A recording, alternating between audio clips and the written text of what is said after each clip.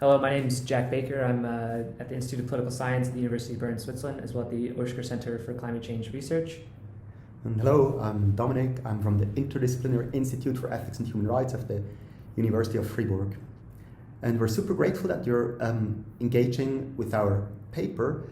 This is a paper that's really exploring the space and trying to structure it and develop a framework for thinking about this question. So this is not like an established discussion with 521 papers where we're adding some nuance. And we're extremely grateful for any input. So it could be like any detail, but it could also be big picture, like fundamentally questioning the way we're approaching this. So we'll happily take any comments you have. This figure here depicts the fact that the policy output from the global climate change regime is a complex process that involves the interplay between the international and the national policy processes, in which governments develop their NDCs and communicate their commitments to mitigation, among other things, to the international community, but then they must turn around and then adopt and ultimately implement policies at the national level that fulfill upon those promises.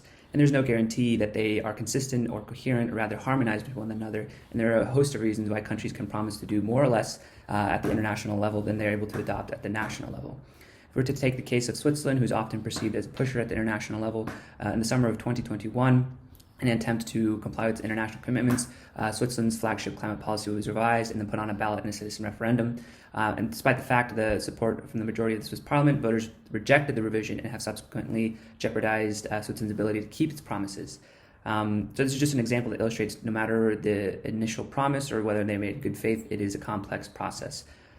So we ask from a normative perspective whether there's anything problematic about the international commitments and domestic action deviating from one another. That is, can we understand disharmony as broken promises, or is it less problematic than it may seem at first? The concept at the very core of our discussion is called policy harmonization, and this is the process of making regulatory requirements or governmental policies of different jurisdictions identical or at least more similar. And this can happen horizontally, for example, across countries, or it can also take place vertically, that is, from one level to another within the same political entity. So, for example, from the subnational to the national level, or rather from the national to the international level, which we are primarily concerned with here. We further specify this concept of policy harmonization as vertical climate policy harmonization, which can be understood as the adoption of national mitigation policies that exhibit the same level of commitment to climate change mitigation that the country has communicated to the international community. In another paper, I'm working to quantify really this idea, and this figure here shows some first results of 24 countries, and we can see that a majority of them are adopting national policies that are not living up to their international promises, and a few are doing the opposite, in which they're surpassing their international promises, and even fewer are adopting national policies that are harmonized or have the same level of commitment that their international promises, rather their NDCs, do. So we've also taken the first attempts to categorize or typify cases of disharmony. This is not exhaustive, just a first attempt to do so, but it's helpful to look at a 2x2 matrix where we look at the level of commitment at the international level here and the national level here. So we can see in cases where a country has both low levels of commitment in the international and the national level, so to say, it's a case of technical disharmony. And this is the same case when a country exhibits both high levels of commitment in its national policies and its NDCs. Where there's discrepancies between the levels, so in the case of high levels of commitment at the national level but low levels in the international level, this is something so far that we have called deliberate disharmony. And I'll go a little bit further in detail with each type in the following slides. But for now, we can just also look at this other type of disharmony, which so far we've called non-performance disharmony, in which a country is making hot promises internationally that are said to have high levels of commitment, but then are unable to replicate that commitment at the national level for various reasons. So it helps to think about these cases of disharmony or these types of disharmony. It's easier to see how they might appear when we take it out over time. So the dark blue line here is the NDCs and the level of commitment, or rather maybe ambition, and as it develops over time. And we can see that it follows the ratchet up process, the 5-year process in which every country is supposed to consistently and continually update its an increased ambition. And then the national policies are the light blue line. And as we can see here, they're both are being consistently updated in ambition, but because the difference in processes that, at the national level, the ambition can be updated more or less regularly, so to say, than as opposed to the 5-year period at the international level. And as we can see here, that there's pockets of disharmony, or rather pockets of harmony. So it's it depends on the perspective that you take, and this is why the dis is in parentheses here. And then the difference between country up here and country B is just the level of ambition, and that's something that figures in later, but right now we're just looking at the nature of disharmony. And then the second case of deliberate disharmony, this might be a country that is strategically under-promising at the international level, perhaps for reasons of not wanting to be held accountable. So they're not really showing their true level of commitment to mitigating climate change. They're not showing that true level of commitment to the international community. So they're consistently underselling their own efforts, again, maybe for reasons of not wanting to be held accountable, among others.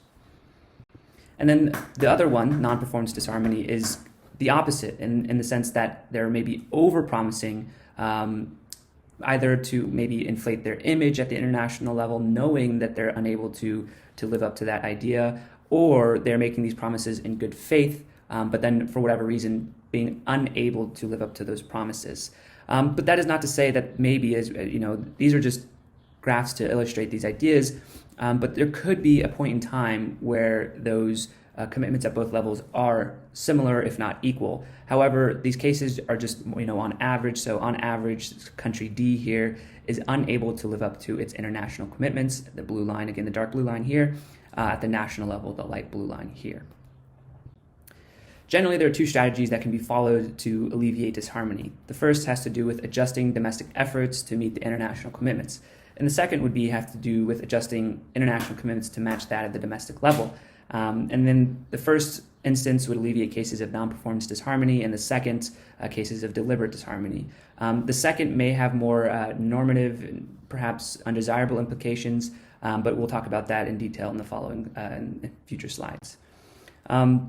So to assess vertical policy harmonization, we first come from the starting point of the slogan here that says, "Tackle climate change, harmonization be damned." And the idea behind this is that the paramount consideration is effectively addressing climate change. However, we do assign weight to this idea of harmonization for the sake of critical examination. And we can do this by taking two criteria. The first criteria is concerned with the outcome of the climate policy process. That is harmonization instrumentally helpful to achieving just climate outcomes in the terms of avoiding the worst impacts of climate change, as well as fairly sharing the burdens of doing so? And the second criterion is concerned with the process. So is there something intrinsically better about achieving harmonization? And we can think about whether or not harmonization or disharmonization, rather, is it really as simple as just breaking a commitment, as well as along the lines of the legitimacy at the international and the national arenas, as well as the professional role of policymakers that play in this context. So far, we have kind of framed the question about whether harmonization is bad, acceptable, or even good. But to answer this question, it leaves open the question of who is responsible for promoting or discouraging or accepting harmonization. We can look at it from, agent A, so to say, would be the disharmonized countries themselves, who then must adjust their pledges. Or it could be agent B, the global community, who is promoting certain norms that either promote or discourage harmonization. And subsequently, we ask two questions. So for countries, how important is it for a country to harmonize its international commitments and national mitigation actions, or is it possibly acceptable or even good to exhibit disharmony?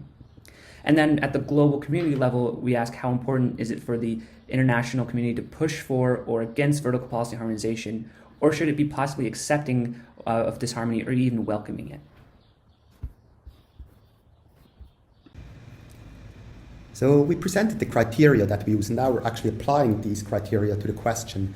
So we had two criteria. The first one was, is a push for harmonization, is this helpful for climate justice? So will it help us to mitigate climate change more? And the second criterion is, whether harmonization is somehow in itself something important. But now we're looking at the first criterion. So is harmonization helpful for mitigating climate change and achieving climate justice?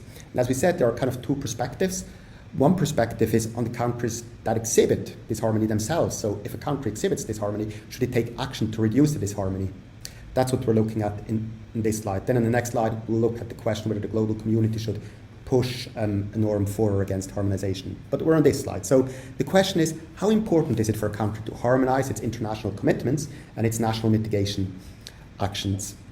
And it's a very difficult question, it's very complex, and that's why we're trying to make a start by making two simplifying assumptions, so to get started somewhere. So the first assumption is that we're looking at the case of a country and kind of assuming, just for the sake of the argument, that this is a typical case, a country that has adopts less ambitious climate policy at the national level than it promised at the international level. So it's falling short of its commitments. The second simplifying assumption is that we're taking a point in time where international commitments have been made, they're fixed. Now the only question is, are we adopting policy at the national level that makes us live up to this commitment? And there are kind of two perspectives we can take depending on whether we take dynamic effects on future commitment setting into account. So if we don't take dynamic effects on future commitment setting into account, then, well, yes, with those simplifying assumptions 1 and 2, of course, pushing for harmonization would be good for climate justice, because if countries typically fall short of what they commit, they don't live up to it, and if we push them to live up to it, well, then yes, this helps countries have a more ambitious and more just climate policy. However, if we take dynamic effects on future commitment setting into account, the case is not so clear. To the contrary, so if we push countries to harmonize their national commitments, their international commitments and their domestic action, then the effect might simply be that they promise less. So if we tell them, well, you must be harmonized, then the effect is simply that they'll say, well, then we won't promise much, so it's easier to live up to it, to put it in simple terms. So this is looking at the level of countries that exhibit this harmony. Let's look at the global community. So the global community of nation state sees a country that exhibits this harmony, and the question is, should it promote a norm for harmonization, or should it not do so? So the question really is, how important is it for the international community to push for harmonization? And again, the picture is very complex. There's no clear answer. We see a beneficial effect, but we also see some contrarian effects. So the beneficial effect is this. If we push for harmonization, this means that generally if countries commit to something, they will also adopt policies at the domestic level that implement their commitments. And this builds trust. So generally it's helpful if countries, if we can count on what countries say, if we know if they promise something, they will keep their promises. And this helps international negotiations running smoothly. In that sense, there is a clear case for a norm of harmonization. However, there are also some countervailing effects. So there are 3 of them. The first one is climate policy, generally speaking, multi-level, global, national level policy. It's a very messy process, and we don't know our way around. We're muddling through. And if there is a strong norm that international commitments and domestic actions always must be in harmony, this takes away the leeway that we need for muddling through, and it takes away flexibility. The second contrarian effect is that aspirational commitments are a psychological tool. So if we say, yeah, let's go for a radical climate policy, suddenly there is a psychological dynamic, people rally behind this commitment, etc. So at the end of the day, a country might not be able to live up to it, but at least it achieves more than if it hadn't made the commitment in the first place. But it means that there will be some disharmony, making use of this psychological effect implies that we allow for some disharmony. And the third contrarian effect is very similar, but it's more on the level of the cooperation between countries. So countries need to signal to each other that they're willing to cooperate. And it could be a very helpful signal if countries are able to make high commitments, even if they're not sure whether they will, at the end of the day, be able to live up to it. So this signals willingness to work together with others and solve the problem. And if we want to allow for this helpful effect, then we have to allow for some disharmony, because it means countries might have to signal more than might actually work at the end of the day. So the next slide will sum up the assessment of harmonization. Now going to the second criterion. And the second criterion asks, is there something intrinsically better about achieving harmonization between international commitments and domestic action? And there are 3 considerations here that I will go through. I'll go through them one by one in the next 3 slides. Okay, the first of these 3 considerations that ask whether there's anything problematic about this harmony in itself, regardless of its effect on climate mitigation. And the first of these is promise keeping. So if a country promises something but then does not live up to it, well, it kind of breaks a promise. Breaking a promise is trivially bad. Every child knows this. Though just in bracket, I mean, this consideration about promise keeping, of course, applies much more to under-delivering than to over-delivering. So if you do more than you promise, it's often not problematic. So in that sense, disharmony is bad if it means it breaks a promise. But there are some subtleties that we have to look at. There are three of them. The first is, are NDCs really promises, or are they something weaker, like a commitment, or are they possibly something much weaker than a promise? And in that sense, in that case, it would also be much less morally problematic if you break it. The second consideration is quite tricky, but it's important. So many countries are internally fragmented. Countries are collective agents, but a collective agent is only truly an agent in the first place to the extent that it rationally pursues a coherent set of goals over time and has a well-ordered decision-making process.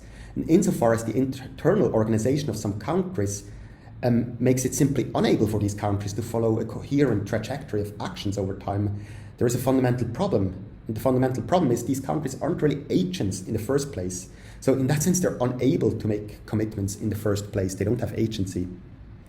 And if they can't make promises, they can't break them. And the third comment is, well, yes, even if countries break promises by not living up to their NDCs, and even if breaking promises is bad, probably this is not the most weighty considerations relative to some of the other considerations that we do, such as, mitigating climate catastrophe. So much on promises. Then a second point that we want to mention why disharmony might be good or bad, regardless of whether it promotes climate mitigation. And this has to do with legitimacy. And it's a bit tricky point to understand what we mean here, but the point is this. So if we push harmonization, if we really promote a norm of harmonization, this means that we give more weight to policymaking at the international level. And why is this? Well, harmonization means that domestic action has to correspond to what we committed to at the international level. Therefore, the international level has more weight. It determines the outcomes more. If we give less weight to harmonization, say, well, it matters maybe a bit, but it's not so important, this means that domestic action has more relevance.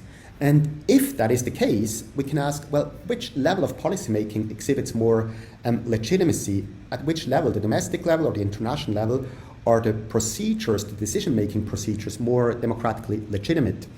And there are a number of considerations that would be a big discussions, but for example, we can say, well, the national level, there's less legitimacy because, for example, Swiss greenhouse gas emissions affect people in Bangladesh, but they're not represented in the Swiss parliament, whereas Bangladeshis are represented at the international level.